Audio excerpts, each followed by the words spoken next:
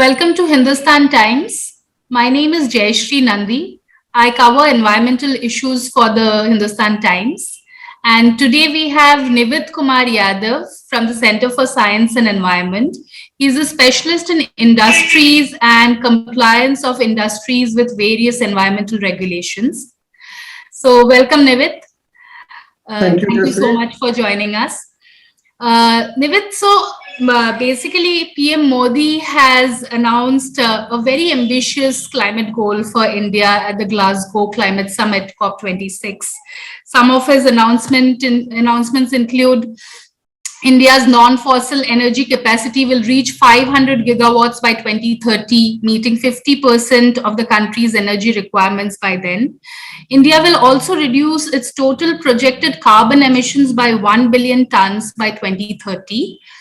And it will reduce carbon intensity of its economy by 45% by 2030 over 2005 levels. We also have a net zero goal by 2070. That's a very ambitious goal. I'm just wondering, how can industries embrace this sort of path which the government has laid out? Jeffrey, let's go. Let's do some kind of number crunching. One of the commitment which has been made, 500 gigawatt of non-fossil fuel energy capacity by 2030. If you look at the 2019 figure, the capacity of coal and gas-based plant was around 228 gigawatt, totaling 63%, and renewable was around 82 gigawatt, totaling 33%. And according to Central Electricity Authority fuel mix data, coal and gas will not increase much. It will increase from 228 gigawatt to 282 gigawatt. But renewable will increase from 82 gigawatt to 450 gigawatt. So what CEA has predicted, 36% installed capacity of coal and gas in 2030 and 55% by renewable. So this is what PM Modi has committed, what India has committed.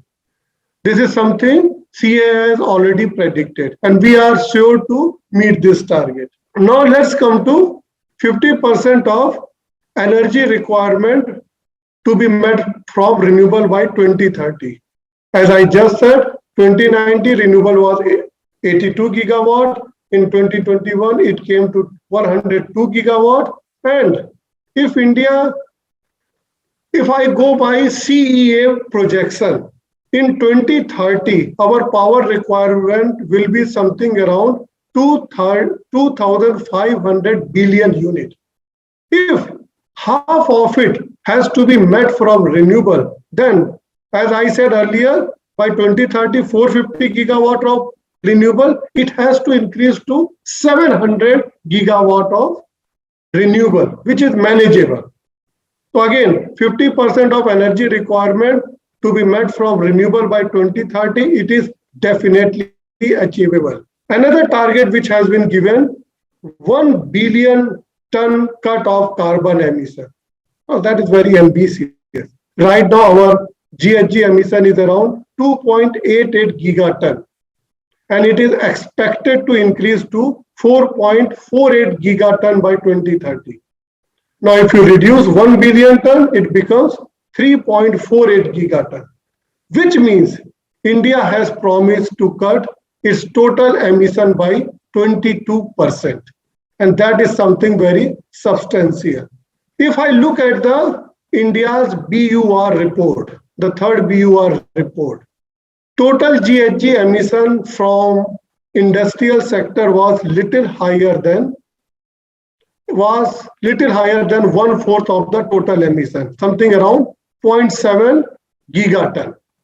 Now, if India has to meet 22% reduction in carbon emission, then all the sector has to play an important role. And same goes for the industry. If you say how industry will embrace India's commitment, my answer is very simple. It's a matter of survival, and they need to embrace it. And how they will do it? Industry has to plan for future with no or less coal. Then from where the energy requirement will be met? It will be met from renewables. They have to increase their resource efficiency. They have to improve recycling, especially aluminum, steel, plastic. We have to start talking about fuel change. If we want to move from coal, we need to start talking about natural gas, biomass, technology upgradation. When it comes to boiler, we need supercritical boiler. You talk about industry technology upgradation. In cement kiln, we need 6-stage preheater, pre-calciner. That where energy efficiency is very high. And lastly, we need to start working on pilot projects. There is so much talk about hydrogen as a fuel. But like what we believe, till 2030, we need some good pilot scale project on hydrogen, how it can be used in various industrial process. We need some good example on carbon capture, utilization, and storage. If you look at the iron and steel plant, they have already some CCUS units, but they are not even controlling even 5% of the total GHG emission. Now it's time to upscale it. So if you want, whether industry will embrace it or not, what I see, by 2030, cleanest of the clean industry will survive. It will not be easy for all industry. It will not easy for business as usual scenario to continue. Cleanest of the clean industry will survive. That's actually fascinating, which would also mean that industries will have to invest a lot of money in changing their energy, basically the energy that they depend on. And which are the priority industries? Which are the industries which are heavily reliant on coal? And then what would it mean for these sectors to transition? Would it mean a very high capital cost? And are they willing to do it? Like you said, that only the cleanest will survive. It's not a question of choosing. They will have to move on, right? So if you could throw some light on that. So again, I will go to the India's little bit old view or report. If you look at the emission from the industry, out of total industrial emission, 40% is from two industrial sectors, iron and steel and cement. And rest is from refinery, aluminum, a large number of small and medium scale players, about which not much discussion have happened. These industrial units, now look at these industrial units. What is the future projection for them? Cement. Cement is expected to grow from 300 million ton from today to 660 million ton by 2030. Iron and steel is expected to grow by 2.5 times from 142 million now to 300 million ton in 2030. Aluminium production will be 4 times. Fertilizer production will double. And there will be large number of small and medium scale industries which will come up. If this is the increase in production, how much is going to be the impact on emission? Right now, cement industry emits around 160 million ton of GHG. It is expected to grow to 380 million ton. Iron and steel will increase from 260 million ton to 650 million ton. Aluminium will increase from 72 million ton to 120 million ton. Now, again, as I said, business as usual scenario, India will not meet its commitment. Some bold decision has to be taken by the big players. Let's come to cement industry. In cement industry, the major product is, no, I will not say product. The process is first clinker is produced. Clinker is produced from limestone. Limestone chemical formula is CaCO3. CaCO3 becomes CaO plus CO2. The more limestone you use, the more CO2 emission takes place. So two types of cement are there. Ordinary Portland cement, where clinker percentage is around 90%. And there are blended cement like PPC and blast furnace slag cement, where clinker percentage is from 60% to 40%. So clinker usage has gone down. So what CSE has projected, right now our blended cement production is 75%.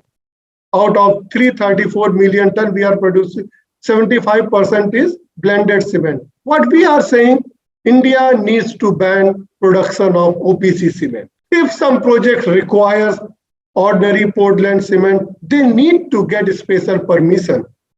Thermal substitution rate means how much energy you are replacing with other, something like biomass and waste. There are a large number of good companies, cement like ACC and Ambuja, who has started using municipal solid waste and biomass to replace coal. Now this percentage is around 5 to 10% right now.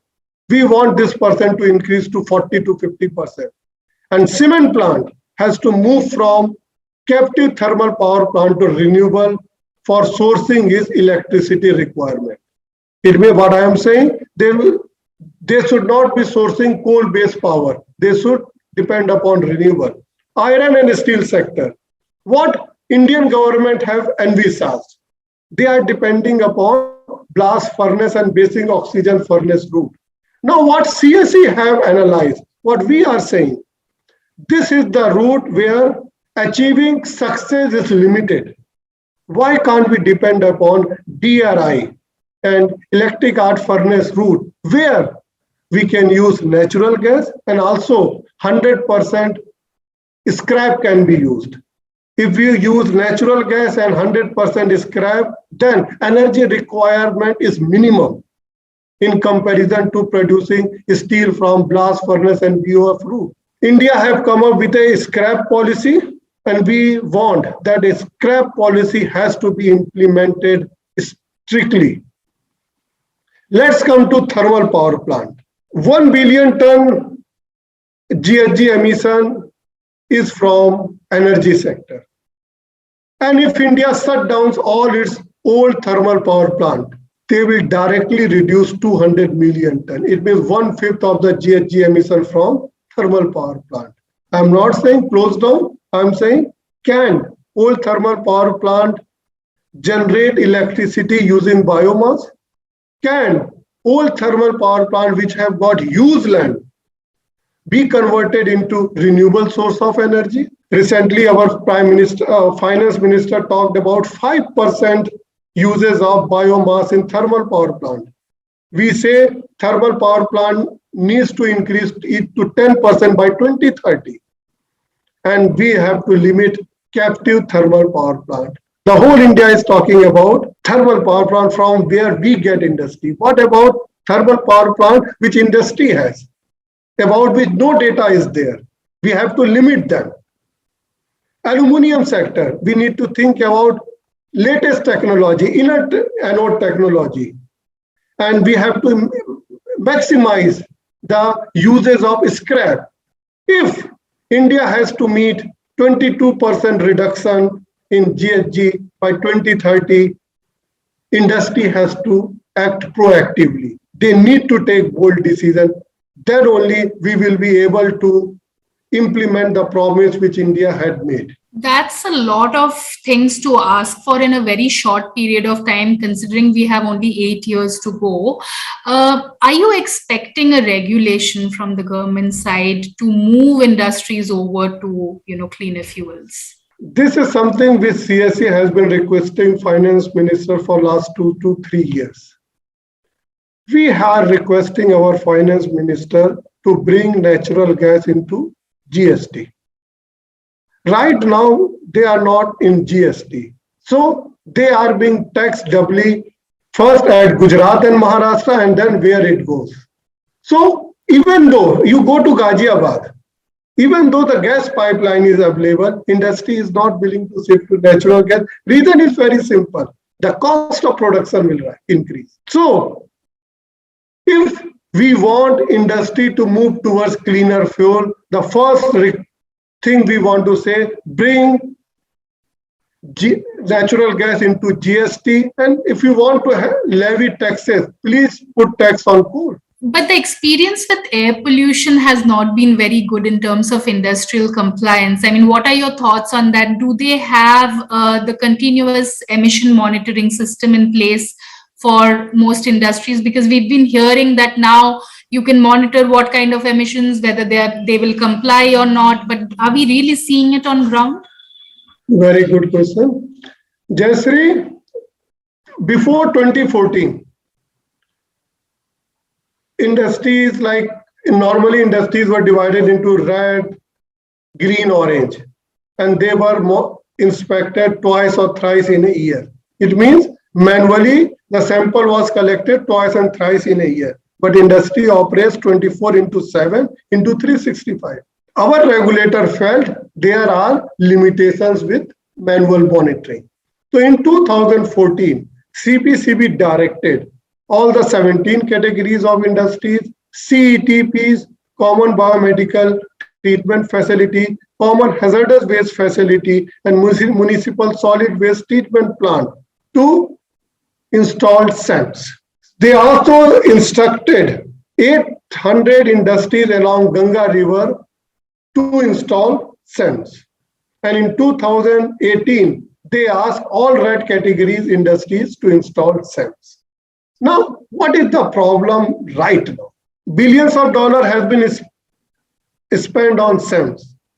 But the most funny thing is, this SEMS data cannot be used for legal or compliance purpose. Reason? If you look into the Air Act and Water Act, they say collect the sample, divide into two parts, and then the process is there. So you cannot do it. So you have to change Air and Water Act to start using SEMS data. But why regulators are not using? Because India lacks SEMS certification process. If you look at what Europe does, Europe has 4 levels of certification process. Call 1, where SEMS devices are certified. Call 2, where installation and calibration are certified. Call 3, where performance of the equipment is done. And then the last is annual surveillance test. It is done after 1 year. But right now in India, it is on ad hoc basis. People are doing, but they are doing themselves. They are doing through vendors. And that is the reason why our regulator do not have any confidence in SEMS data. We have done a small study on what kind of data is available for thermal power plant. 80% of the thermal power plant are connected with a server to a website. But interestingly, majority of them are password protected. So it is between industry and regulator, people cannot say. And there is 40 gigawatt of thermal power plant, especially from UP, Rajasthan and Telangana. There is no server connection. We have done a study last year, Transparency Index, where we rated Pollution Control Board. And there one of the indicator was SEMS. There we found out of 35 State Pollution Control Board and Pollution Control Committees, 19 are displaying the data on their website in public domain. But the data on West Bengal side and Karnataka side are password protected. Out of these 19 who are so projecting data on their website, 5 are providing historical data. Now this historical data is of significance to me. Others are providing data right now or data for the day. I want to know what was the compliance record of an industry during last month or during last 6 months or during last 1 year. I need historical data, but only Pollution Board from Assam, Himachal Pradesh, Meghalaya, Madhya Pradesh and Orissa are providing historical data. And another interesting part, large number of industries in Bihar, Punjab, Haryana and Delhi are being shown as offline. Now, when we ask the industry what does offline, offline means all the data are zero. So they are saying, we do not know whether they are working, we do not know whether they are internet problem or whether we have refreshed the site. It simply means even regulators are not interested in the data which is being provided to them on minute-to-minute basis. So when it comes to SEMS, I will not say it's a bad tool, it's a very good tool, but its implementation has been very poor during last 7 years. And I request our Central Pollution Control Board to take proactive step so that SEMS data can be used for legal and compliance purpose. This is really eye-opening, Nivit, because we didn't know that there are so many concerns with, with the SEMS data. So my last question to you, since transparency of what industries are doing, and there are many industries that are participating in this conclave also, how do we ensure that industries are transparent about compliance with environmental regulations? We have seen cases like the Vizag gas leak case, which is very, very worrying. So what are your thoughts on that? I will try to answer this little differently. This time I will not talk about industry. In 1974, Water Act came. In 1981, Air Act came. In Water Act, State Pollution Control Board were formed to look after water pollution. In 1984, Air Act came. Now they have to look after the air pollution part. Now we are living in 2022 and there are hundreds of laws have come. But nobody has talked about capacity of the state pollution control. Their workload have increased tremendously. I have done a study 10 years back. It's titled Turnaround, where when we did the analysis, we found out a technical officer of State Pollution Control Board is responsible for around 200 industries, and there are around 200 working days. So he is getting 1 day for one industry. He will be able to do this job if he is not assigned any job. But he has to attend meeting, he has to go for training program, he has to go for foreign travels. So it means, who is looking after compliance? Few years back, I visited one of the State Pollution Control Board. So I was sitting in front of him. He was signing some document. So I asked him, what are you doing? He said, I am signing consent document. So he himself said, now you will ask me why I am not reading but only signing. Because if I start reading it, then it will take time, and if I miss the deadline, then internal inquiry will start. So in the name of ease of doing business, we are compromising with the compliance and monitoring regime in the country. And that is the very sad part. Center for Science and Environment believes State Pollution Control Board are the environmental army of this country. Whatever we have achieved is because of them. There may be hundreds of limitations with them. There may be, you can talk about corruption charge and everything, but still we believe whatever we have achieved is because of State Pollution Control Board. And it's my humble request to Ministry of Environment, Forest and Climate Change, start process of strengthening State Pollution Control Board. If we want stricter compliance on the ground, we need a strong State Pollution Control Board, both in terms of manpower and finances. You cannot make them weak in the name of ease of doing business. You have to be very serious. Well, business is looked by Ministry of Industries. And a State Pollution Control Board has to only think about environment, not business. That Ministry of Industry will do. And that is my request to all the regulator. I have been working with them for last 10 years. Sometimes I feel very bad when instead of talking about environment, they start talking about business. But their job is let's strengthen them so that they are able to do their job honestly and with priority and with proud. Thank you so much, Nivit. I think I completely, as a journalist who covers this beat, I have also felt the same, that the Central Pollution Control Board and the state boards are extremely short of resources to do this kind of a massive kind of monitoring of industries and other infrastructure projects. It's very, very difficult, and very, very powerful words from you there. Also, thank you so much for giving us an idea of what a huge challenge we are going to face in the next 8 years, which is going to be quite disruptive. So thank you for your time. And any last thoughts, any messages, anything that you want to say about to industries on their part, if they can also, sort of fall in line in terms of compliance? I think we are living in a time where instead of looking at regulators, industry has to take lead. They should not wait for direction from somebody.